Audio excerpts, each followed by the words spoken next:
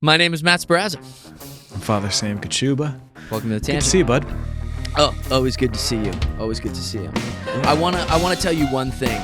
Tell me. Present right now. Okay, I'm wearing a New York Rangers jersey. Okay, I can see that. I'm not gonna spend too much time on this. We're gonna get to the topic imminently. I promise. But the Rangers, they're not doing too hot. I thought they were gonna be pretty good. Yeah.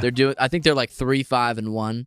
But I'm still here as a fan, and I just wanted you to know that I haven't lost my commitment or anything like that. Just because you moved away doesn't mean that's that it. Right. So you don't still love them. That's good. Yeah, that's exactly. good. Okay. So I thought I'd represent. Yeah. Well, I appreciate it. I've actually been feeling bad because I haven't been able to like keep up on any of the teams that I like. Don't worry. It's if one of these one of those things, teams is the Rangers, you're actually doing yourself a great favor. I'd love to tell you that I have a deep and abiding passion for your favorite sports team, but I don't. Yeah, that's okay. That's okay. There's only room for one of us in this podcast to be such deep Ranger fans, and that's okay. I know that you don't feel the same way about the Mets or I anything else, so definitely that's okay. I definitely don't. Yeah. The Rangers, they're not terrible. I'll tell you this. This is what I'll throw out there. Okay, this will be the only thing I say.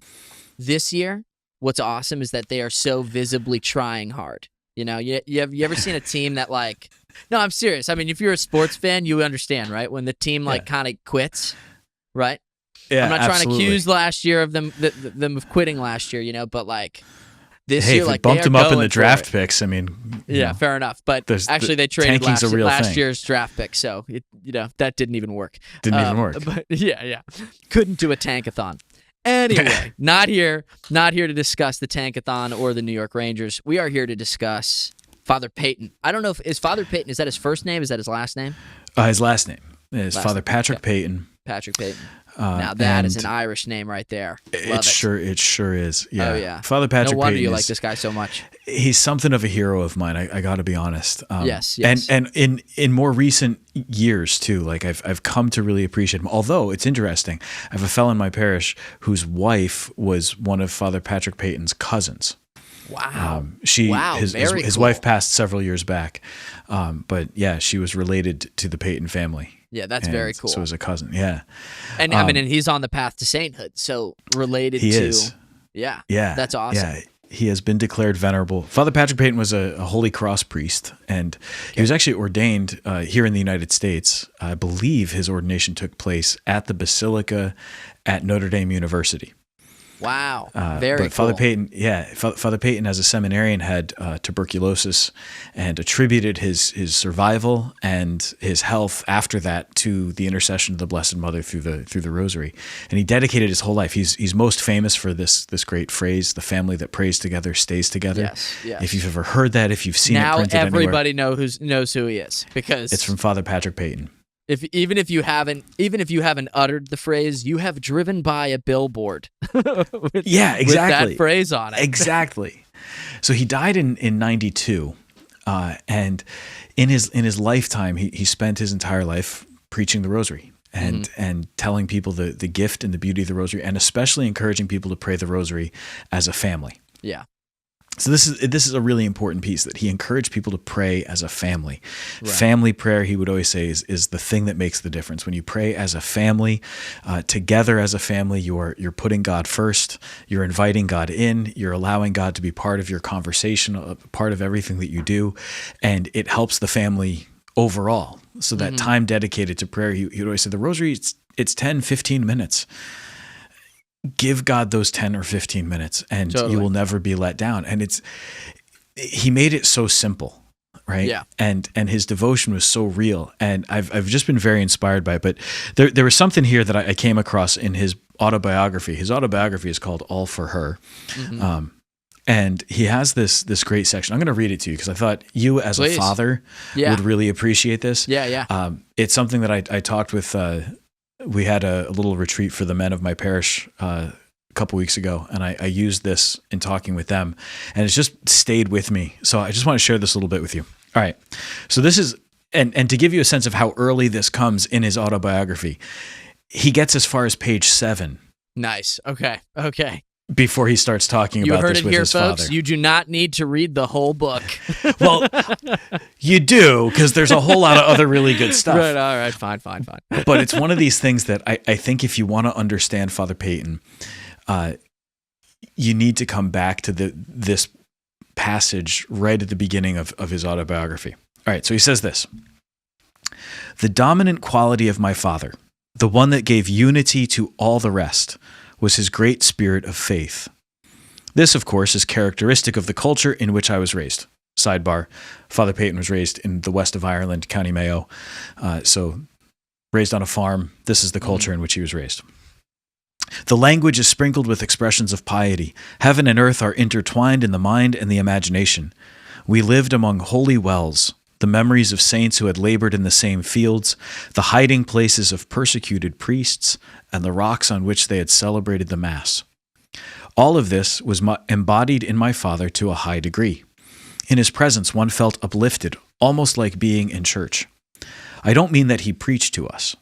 What impressed me was the way he lived and the way he prayed, especially when each evening we all knelt together to say the Rosary.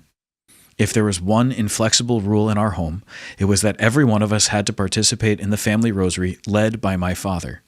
It didn't matter how hard or how long the day's work, digging potatoes, cutting turf, or repairing a road. Often one or another would drop to sleep on his knees, but he was always brought back into the prayer kindly but firmly. It was the entire family praising God, asking him through his mother to protect it, to guide it to the destiny he had intended for it. That nightly scene constitutes my earliest memory and the most abiding. From it, I derive the entire pattern and purpose of my existence." Wow. Right. Right? Yeah, So to set this a little bit more, Father Peyton grows up on a small farm in the west of Ireland. So he's growing up in one of those really typical little Irish cottages that you see, probably dirt floor. And the earliest memory and the most abiding memory he has is his father kneeling on the ground to pray the Rosary. Right. And he says that from this, he derives the entire pattern and purpose of his existence. So to see where Father Peyton goes, he leaves Ireland and goes to comes to the United States. As a seminarian? Not even as a seminarian yet. No, he came hoping to make a better life. His father told him before he left, I am worried that you will lose your way. And so pray the Rosary. Like his father giving him this instruction, don't forget what I taught you. You need to keep praying. You need to stay close to the Lord. You need to stay close to the Blessed Mother. So his father consecrates his son as he's sending him off to the United States to try to make his way.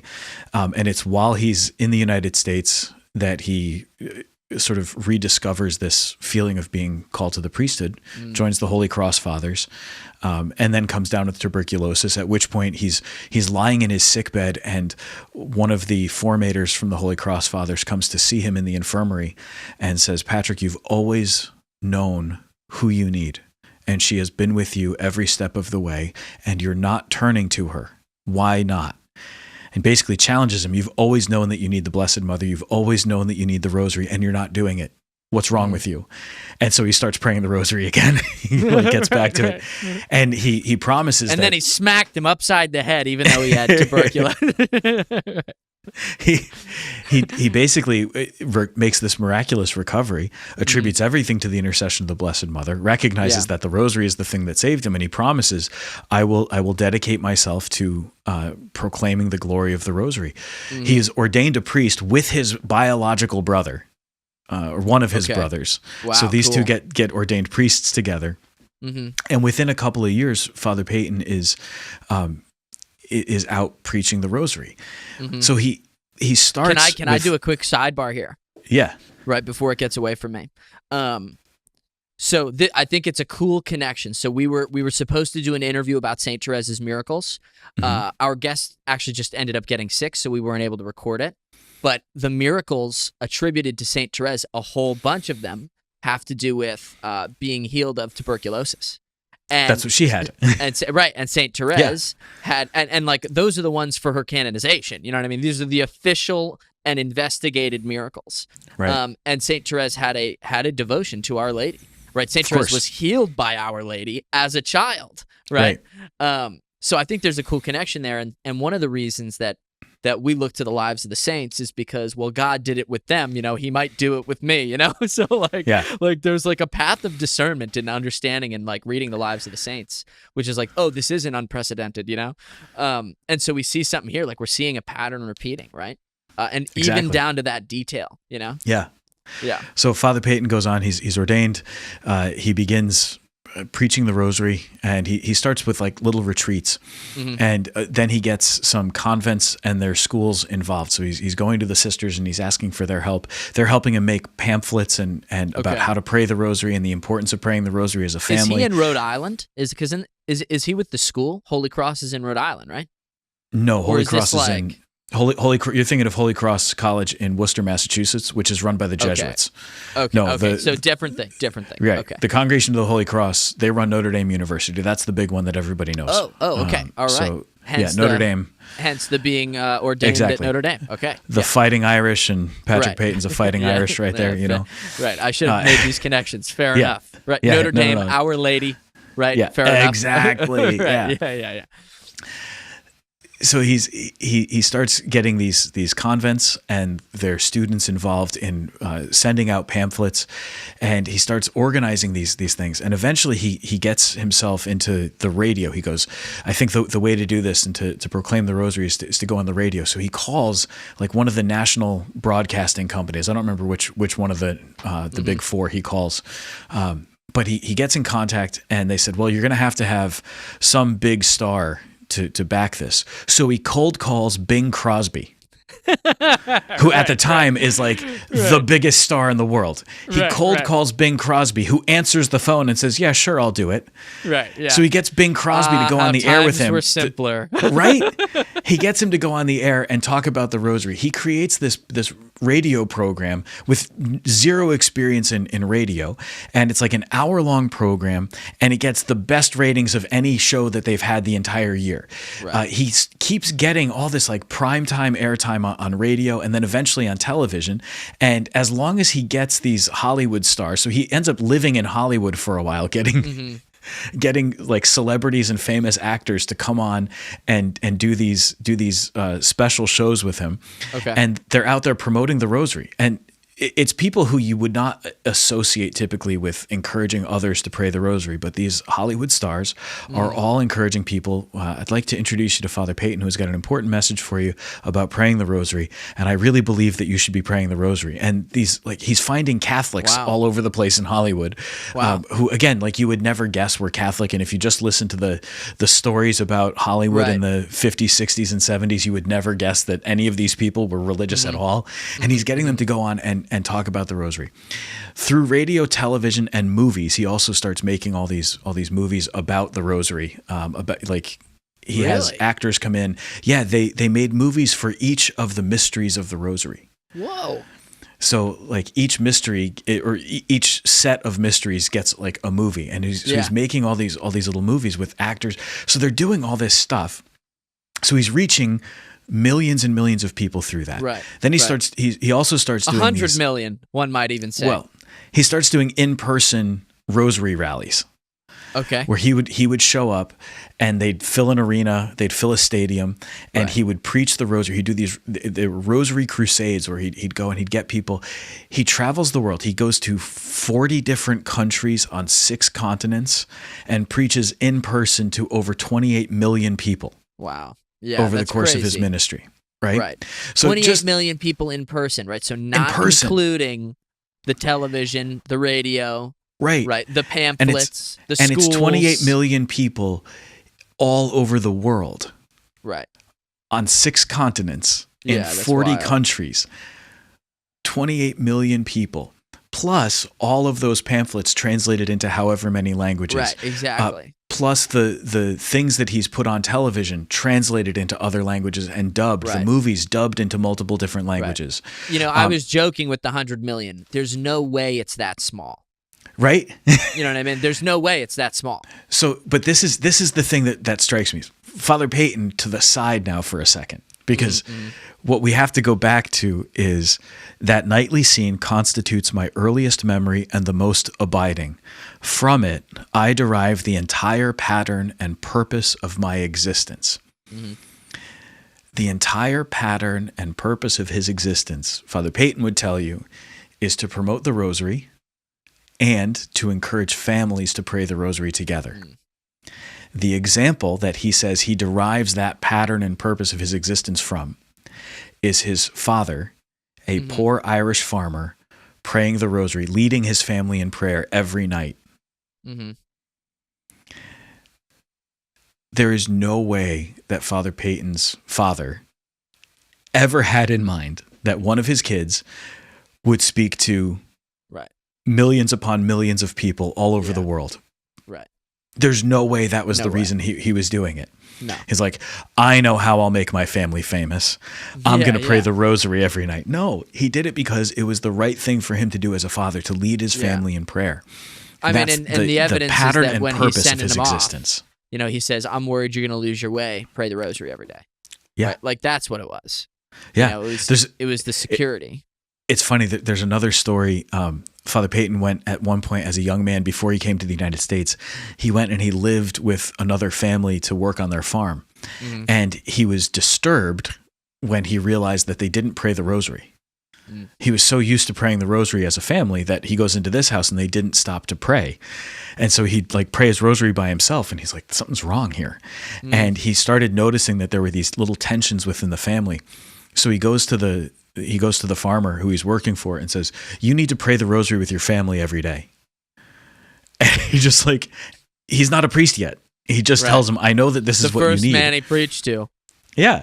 And he said the man agreed and started praying, leading his family in the Rosary every night. And he said it changed the whole dynamic. And years later, he hears from him how fruitful that is. Yeah. But I just keep coming back to Mr. Peyton. I'm blanking on his name here. I apologize. I've got it here someplace. I think we all know who you're talking about. Yeah, I know. But he prays the Rosary on the floor, kneeling on the ground. He prays the Rosary, and it makes all the difference in the world. It changes Father Peyton's whole trajectory, changes his life. It's amazing. So this is the power of like a father at prayer, a father leading his family. And that's what just, it hits me so hard that there's this gift that every father has within their family. So right? Here's where I want to go with it, okay? Yeah. One's a question for you, and one is, well, I guess maybe they're both questions for you, but one has a little bit more of like backstory. This past weekend, I'll start here. This past weekend, my wife and I took our two sons, only one of whom can speak words, to a gathering of other families to pray the family rosary around a bonfire. And the family who owned the home, their children, they sat very nicely and they prayed. I was very impressed. And my son was twisting himself on a swing. And I don't think I threw a single one. And so, you know, for the context, my son's he's like not even 3. He's not even 2.5 yet, you know? And so like, if he gets through one Hail Mary, we're really happy. In Latin, right? No. although you want to know, just again, a brief tangent, they have a swing set and I guess that the whole thing is called a swing set, you know, and you can climb up and you go down a slide, but there's like a megaphone on there.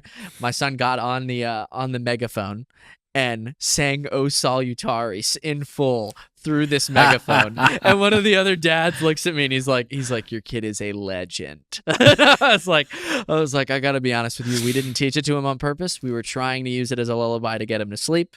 He picked up the Latin, and what are we gonna do? Be upset with him for learning O Salutaris? No, we're going to be let proud. him have that one. We were going to be proud of him, and we were going to applaud him every time he sings it, regardless. That's the right move.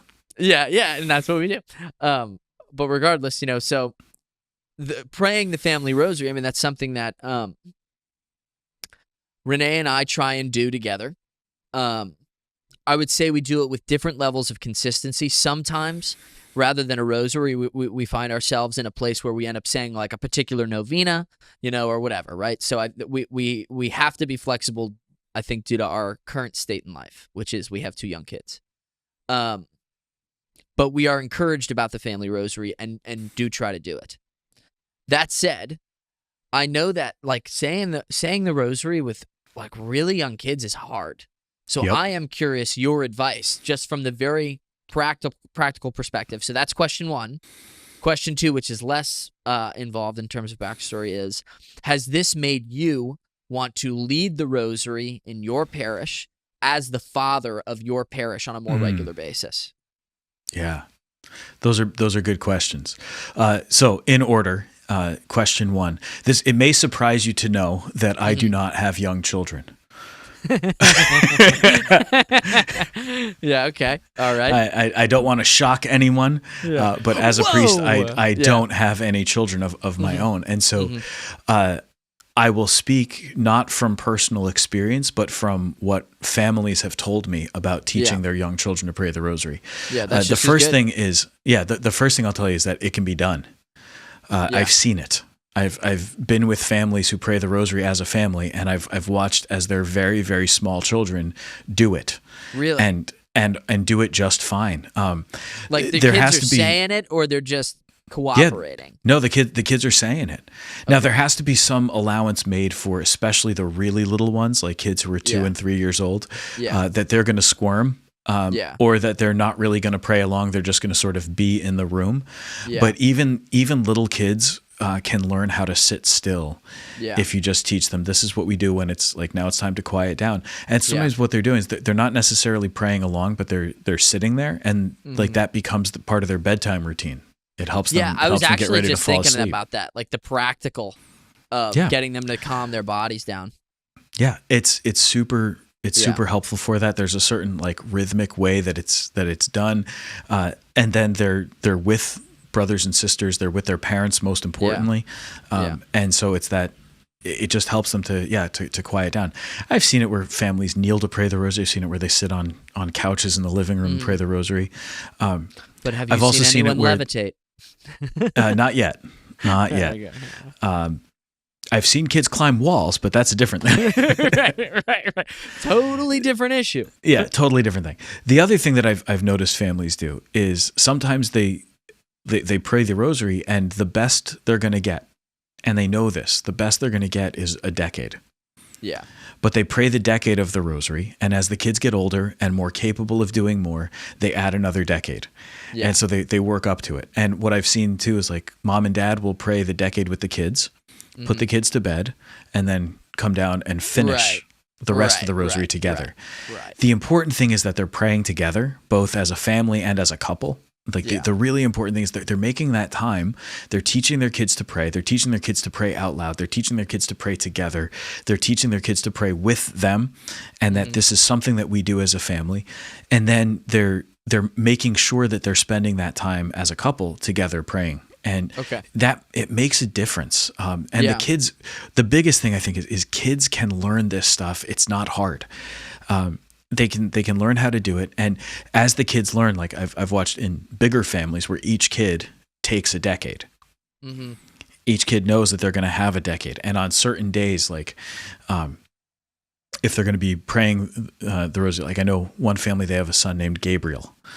And so when they pray the joyful mysteries, Gabriel gets the Annunciation. That's his mystery.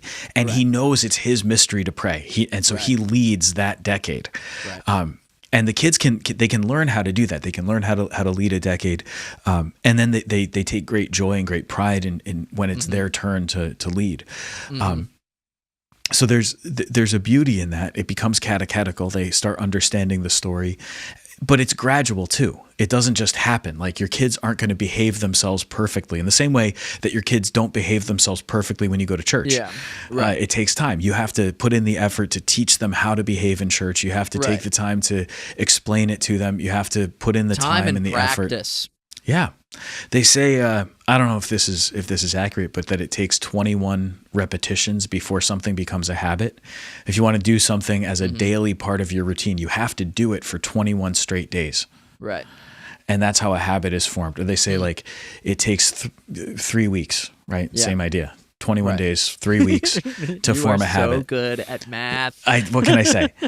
But that if it's something that's only done once a week, it takes, you have to do it for 21 weeks, not just 21 days.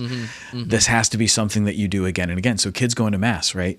If it's going to be something that you only do on Sunday, you've got to take them for at least 21 Sundays in a row so that it's just part of their routine every week. Right. And they know that this is what we do. On this day of the week, we go to church. If you want to make going to the daily mass a thing, you've got to do it with consistency so that the kids know this is something that we do every day. The more they do it, the more they're able to adopt it, the more they're able to engage with it. So it's really a question of just that consistency. That consistency makes all the difference. And the more you're consistent with it, the more your kids will be able to learn it. But don't take it from me, the guy who has no kids. Take it from the people with kids who have taught me all of these lessons, because I only know this to be true because I've seen them. Here's the thing. I didn't grow up, and I don't say this as a knock against my parents. I actually, I used this passage from Father Peyton's autobiography. I used it in a talk that my father was present for. We did not grow up praying the rosary as a family. Right. We prayed the rosary as a family like 3 or 4 times in my childhood. Right. This was not a thing that we did. And it's not because my parents weren't pious or didn't care about the faith. They took us to mass. They sent us to Catholic school. Like the faith was very present in our life. We had religious art all over the house. We prayed grace before meals. You were an out of high school seminarian. The faith was present. Exactly. But like praying the rosary, and part of it is honestly just the time in which I grew up. A lot of like popular piety, a lot of devotional activity like the rosary had kind of become, Catholic schools still teach that, but that's about it. It was like otherwise shunned, we don't really do it. Yeah. There was a whole stretch of time where if you prayed the rosary, if you dared pull out rosary beads while you were in church, especially if you dared to hold rosary beads during mass, you would be looked at as somebody who was refusing to participate in mass. It was just this insane prejudice against praying the rosary. And then like the one of the more common critiques was like, oh yeah, before Vatican II, people just mumbled the rosary during mass. They weren't even paying attention to what was going on. I was like, is it bad that people were praying during mass? Yeah. I understand the idea of like we should have people praying along with the mass and engaged in the mass. Yeah, I'm on board with that, but I'm not going to criticize somebody for praying. Yeah, it's like go for it, pray the rosary. I didn't know, so I've heard that as well. And it does. I think that exactly what you said, which is, I mean, I think it's fair to say it's probably more ideal to have someone praying along with the mass, and fair enough, cool. But that said, I didn't realize that it was accompanied, that critique was accompanied with then shunning the rosary in other circumstances. Yeah, what it came down to is people thought that there was too much emphasis placed on these private devotions, and that we should really focus in this way. So a lot of people kind of gave up. I shouldn't say a lot of people, but there was less emphasis placed on private devotion, less emphasis placed on these things that for a long time had really been popular piety, and I think really it was which like this also, hiccup. like, what a disaster! The sentence less emphasis on private devotion is a disaster. It is, but it was like this in the grand scheme. It was like this little blip. Like just a little bump, because very quickly it became evident. Like John Paul II comes in 1978, right, as Pope. Totus tuus, right? Totally yours, Mary, and he's very clearly devoted to the rosary, and so all the people who had never really put their rosaries away are like, yeah, all right, we're back. Right. And he's like, guess what? 4 sets of mysteries. Yeah, exactly. So like the rosary starts to grow in popularity again. But if there's this like cultural hiccup in the life of the Catholic Church, it happened right when my parents were coming of age, and lasted until I was born, and those years right after I was born, so that in my childhood, like the rosary is still sort of in this, not the rosary itself, but like the popular devotion, especially in the United States, the rosary was sort of in a recovery period where it was like starting to get rebuilt. So I was introduced to the rosary when I was in Catholic school, and so like I learned how to pray the rosary there, and then I started figuring out how to do it. And then I was introduced to regularly praying the rosary through youth ministry. We had occasionally prayed the rosary as a family, but not as a regular practice.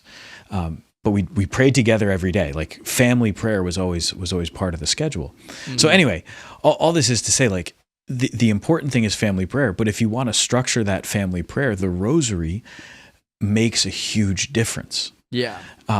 And the other piece that always comes with this, and this was actually, we talked to Claire Morell about this when we were talking about the tech exit.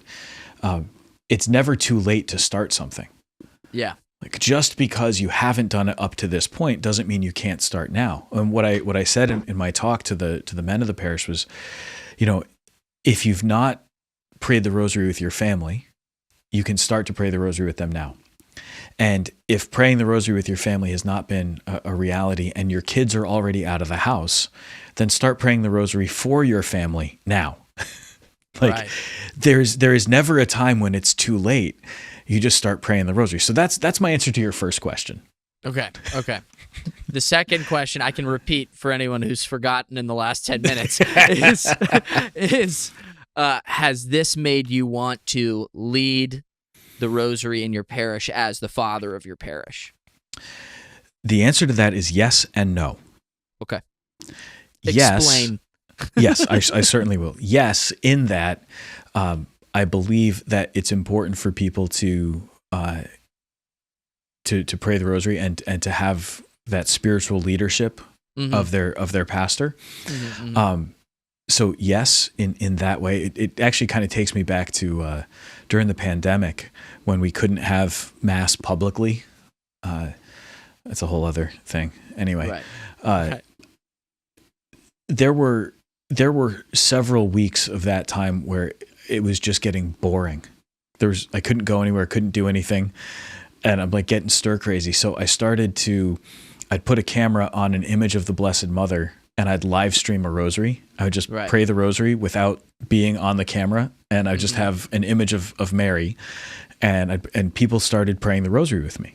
Yeah. And it was great. It was like, I think I set a time for it. I don't remember what time of day it was, but I set a time at which I would go on and I would pray the rosary every day. And it was good for me because I was like building the habit of scheduling the rosary. Okay, I was going to say because you were praying the rosary. Yeah. I have the habit of praying the rosary. I will give myself that credit. Yeah, that's good. But that's good. It was like, this is actually a better way to do it because I'm much more intentional. I'm thinking more carefully about it. And that was a real gift.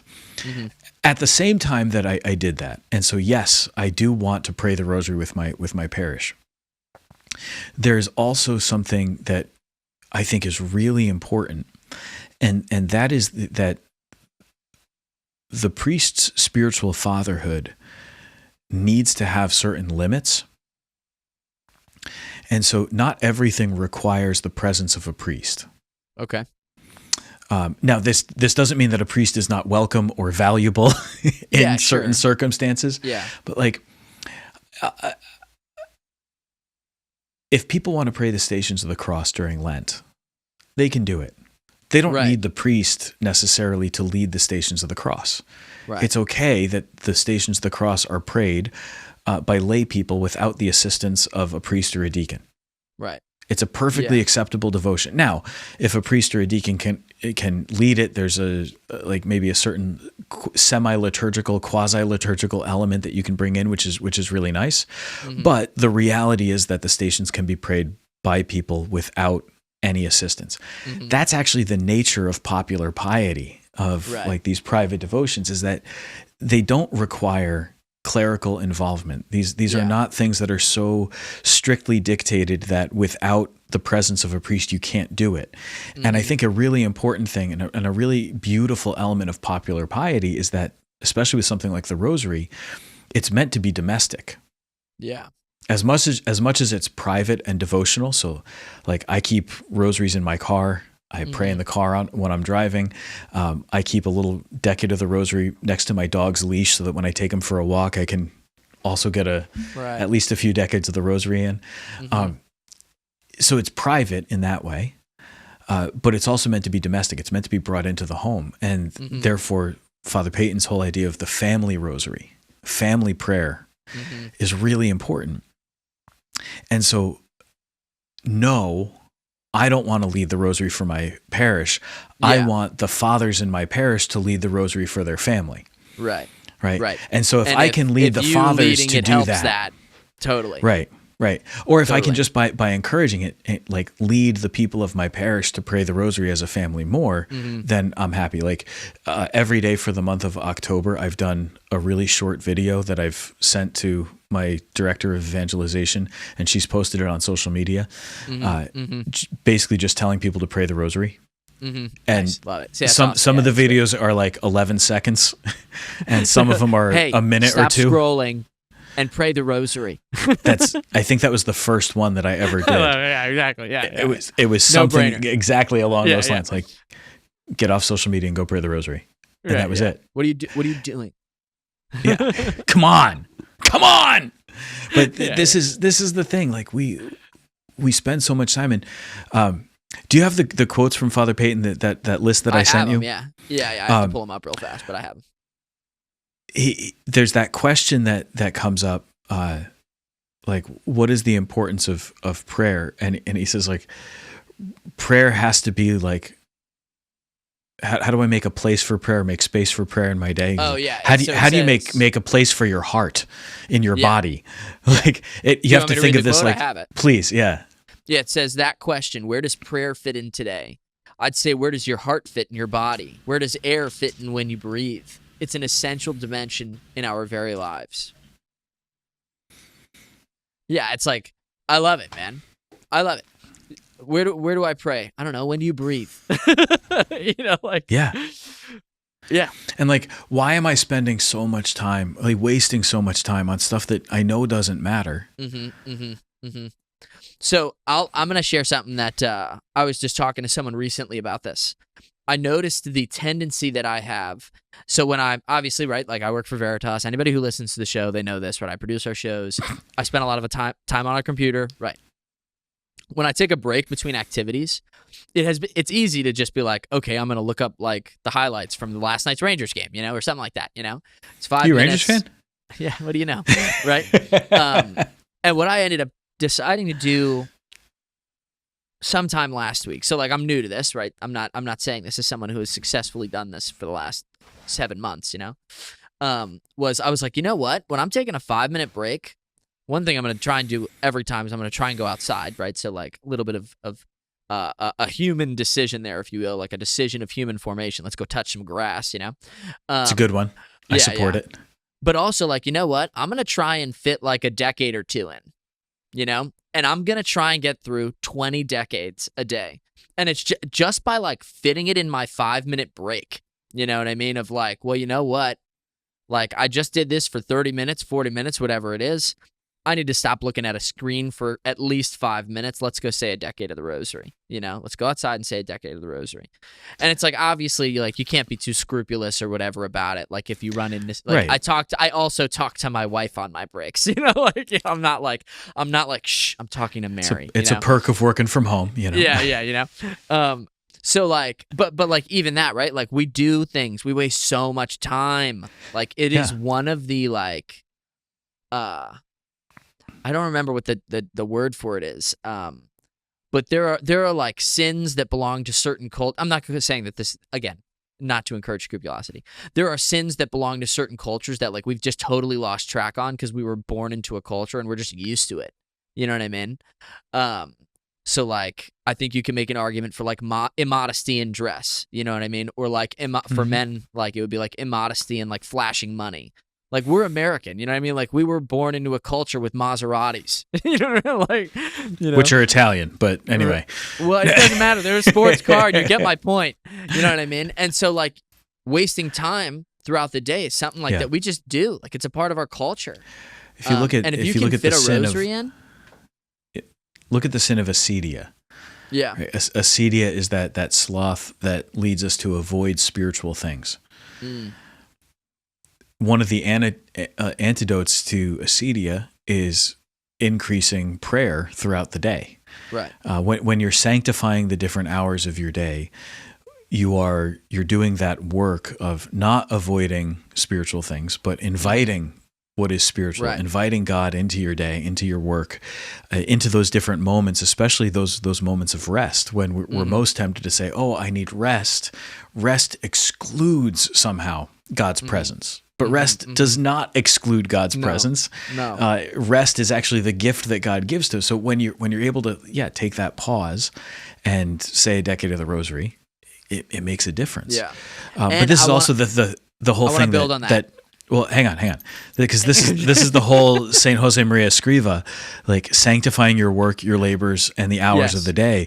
This is also the reflection. This is where the Rosary comes from. If the monks were praying in the monasteries and they're praying the Psalms, and they're praying the Psalms throughout the day, sanctifying the hours. That's what the liturgy of the hours is all about. That at set times throughout the day they would gather, they would chant the office, they would pray the Psalms. It was a way of sanctifying their day. The people who could not go into the monastery, who couldn't read the Psalms along with them, were praying Hail Marys and sanctifying the day by their labor outside. And when we do that, we realize this is the easiest way to sanctify the day, which is why on the one hand, yes, I want to lead people in the Rosary, but also no, I don't, because that's for them. Right. But you don't want it to sanctify become their own to day. You, right? Exactly. Yeah. 100%. I think you're brilliant. Hey, thanks. Yeah. But I want to say that, like, we had Father Clemic on 4 weeks ago or so, and it was because he wrote a book about the Rosary, just like kind of going through each mystery and writing a meditation on them. I would highly encourage people to check out his book. It's very good. But we talked about the difference between ascetical and mystical prayer, and it was a game changer for me. I mean, I learned this in class, and that's a part of why it came up, but it was a game changer for me when somebody finally said, like, ascetical prayer just means that, like, you have to engage your will, right? If mystical prayer is, St. Teresa of Avila talks about how you can't start mystical prayer and you can't end mystical prayer. Like, God is the one who comes in and he runs the whole thing, you know? And ascetical prayer is where, like, your will is the primary mover. I mean, you're obviously cooperating with grace, but, like, you choose to pick up the Rosary and say it. And a piece of that, why that's so helpful, is because when I think of asceticism, I think of fasting. You know what I mean? And when I think of fasting, I think, wow, that's going to be hard. You know? And so there's something to the fact that, like, the decision to pick up the Rosary and say it during a break instead of looking at like highlights from a recent sports game, whatever it is, or whatever other activity, there's something to, like, oh, that's kind of difficult. You know, like, I have to choose this and deny myself something easy so I can do this thing that might be a little bit more difficult. And it builds you up, you know? Yeah. And so, like, that language was super helpful for me once I was given that language to work with. Okay, the passion you have for Father Peyton, it's coming over to this side of the camera. Woo! I am pumped, okay? I'm pumped Love about it. the Rosary. Okay, Love it. so we've got these quotes from Father Peyton. We talked about the one that from the beginning. Were you finished with that one, or are we going to move on to another one? Yeah, okay. I just that image of his father. And let me just come back to it real quick. Okay. Yeah. His father kneeling in this poor farmhouse in Ireland, not like leading the charge into the most beautiful basilica, not grabbing a microphone and addressing hundreds of thousands of people. His father kneeling on a dirt floor in a small cottage on a farm in Ireland and praying the Rosary is the pattern of his entire existence. That's what led Father Peyton to do what he did, to address and to reach millions upon millions of souls, to proclaim the gift of praying the Rosary and praying as a family. And it was his father. We don't have to be famous. We don't have to have all the skills. We don't have to be rich. We don't have to have anything. We just have to pray. And if you are rich and you have all the skills and you have all the platforms, the more important thing is not your wealth, your position, or the fact that people see you. The more important thing is that in the home you pray. That's where you'll make the difference. Yeah. Yeah, I mean, it is this is also a kind of a topic that I like to talk to you about, which is spiritual fatherhood in general. I'm glad that you dug into it because it's something that I think is so intriguing. And And maybe the reason I think it's intriguing is because I think in many ways it's the answer to a lot of the church's problems. So like if you could say, like, that statistic that's like this is not the exact statistic, but it's something like, if you've got both parents that are active participants in the faith, like 90% of the time the child keeps the faith. And if you have one parent that keeps the faith, well, if it's the mother that keeps the faith and the father's unfaithful, then like 30% of the time is how often the child keeps the faith. But if the dad is the one who's faithful, it's like 75%. Yeah. Right. So it's like it shows the importance of fatherhood, and why something like Father Peyton's father praying the Rosary every night would have such a dramatic impact. And that's, of course, not to underscore the importance of mom being faithful and teaching her children the faith and being a witness. Like, obviously, that's not what we're trying to get at. But the importance of dad being that witness, and then in a way the by extension, right, the importance of the man that we call father. Like, we walk into church and we say, like, hey, father, what's up? If you're me. If you're more polite than I am, you probably say something else, right? Good morning, father. Yeah. How do you do? Right. Exactly. You know what I mean? And so, like, priests embracing spiritual fatherhood, is like, I can't help but think it's just like one of the most important. I don't even know if it's proper to call it a development or rediscoveries of the modern church. You know what I mean? I don't know. I guess I'm asking you to kind of speak into it, but I would say it's not a development. Yeah. But I think it is a rediscovery. I think that's a good way to describe it. There was a stretch where I was talking with a priest about this recently, where he just said there was a time where priests were being prepared more to be CEOs, like to run the parish, and to like take care of the administrative tasks that go with that. Yeah. But spiritual fatherhood is really the thing that's most needed. Yeah. The administrative things, some guys have gifts for it. They're just naturally gifted, or they've studied it prior to seminary, and so they know how to run a business, how to take care of things. Right. And fair enough. But there's also that's cool. Great. But there's also a lot that can be delegated to others, to people who are not priests, and let them exercise their gifts, their talents, their qualifications in this way. But the priest uniquely exercises that role of spiritual fatherhood. Now, it's not always an easy thing, right? Because the priest is going to be called father by everyone, including people he doesn't know, and including people who, frankly, he probably doesn't like. And so, fair enough. If you're going to hear like that call, father, you've got to be ready to answer, even when it's somebody who's not your favorite. I mean that's probably true for biological fathers too. Exactly. That's exactly it. So I think the language of spiritual fatherhood has been sort of recovered, rediscovered, and it's been emphasized more because we see the spiritual wounds. We see that, like, it's Jesus looking out at the crowds of people following him, and his heart is moved with pity for them because they're like sheep without a shepherd. Yeah. What you see is, as you look out at your parishes, like increasing numbers. There's more Catholics now in the United States than there were 50 years ago, but there's way fewer priests. Now, there's also fewer practicing Catholics than there were 50 years ago, but there's still fewer priests. Although I did see that the numbers are going up. The numbers are definitely going up, yeah. Statistically, it's very clear. The trend is very clear in terms of mass attendance and church attendance broadly across the different denominations. But what you're going to see is that they're looking for they're not looking for somebody who knows how to run a good program, or who's an especially capable administrator, or who manages money well. That's not what people are looking for. That's not the thing that saves souls. The thing that people are looking for is a spiritual father. There's an Irish comedian named Tommy Tiernan, and he's hysterical. But if you're gonna watch his clips, be prepared, because he uses bad language a lot. So I'm not condoning the use of the bad language, but he's hilarious.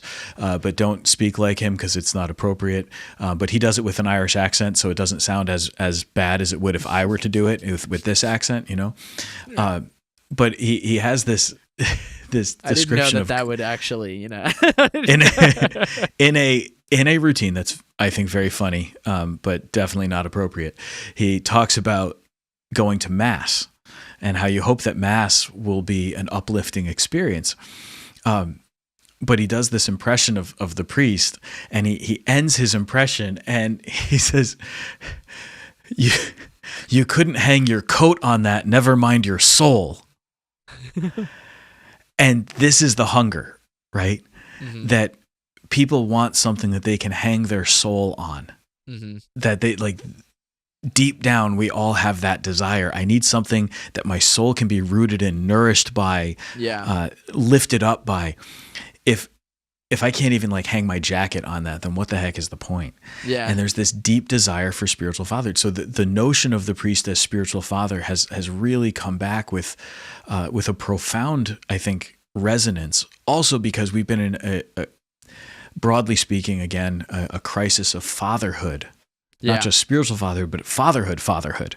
Yeah. And as there's a crisis of fatherhood, men need to rediscover what their fatherhood is really all about. So priests need to rediscover what their spiritual fatherhood is all about. Mm-hmm. And oddly enough, the best way to rediscover fatherhood is to get in touch with the mother. Yeah, I was just getting ready to say it. If men want to be good fathers, they should talk to their wives. Yeah. Talk to the mother of your child, right? If a priest wants to be a good spiritual father, he needs to talk to his mother, the mother of Jesus, who teaches him how to talk to her son, right? Like, we're going to learn so much. We're going to be better fathers when we go to the mothers. Yeah. Yeah. I was just getting Blessed ready Mother, to say, you stole first it right of all. out of my mouth. Yeah. I'm not embarrassed by that. No shame. All right. No shame. So let me ask, is there any other like last thing you want to bring up about Father Peyton, or should we just say, hey, go check out his book? Just this last one. This is what he says to men, right? Make your wife glad forever that she had a husband like you. Make your daughter and your son remember forever with joy that they had a father like you. Men have the power to bring our holy God into the home that you live in, if you will do it. And you know what? What man doesn't want that to be the thing that's left on his family's lips, you know? Right. Like, that's the definition of a successful life. Yeah. Especially within this context. Amen. Yeah. Cool. All right, well, hey, thank you for the introduction of Father Peyton. You're welcome. Pray the rosary. Yeah. Pray the rosary with your family. Yeah, I will. Definitely. Cool. When I come to visit you in Pittsburgh, I'll pray the rosary with your family. Thank you. I would love that. That would be awesome. That'd be awesome. Sweet. Cool. All right. Well, Father Sam, as always, till next fantastic. time. Thanks so much. You got it. Peace, brother. Thanks for watching today's video. Let us know what you thought down below, and don't forget to like and subscribe.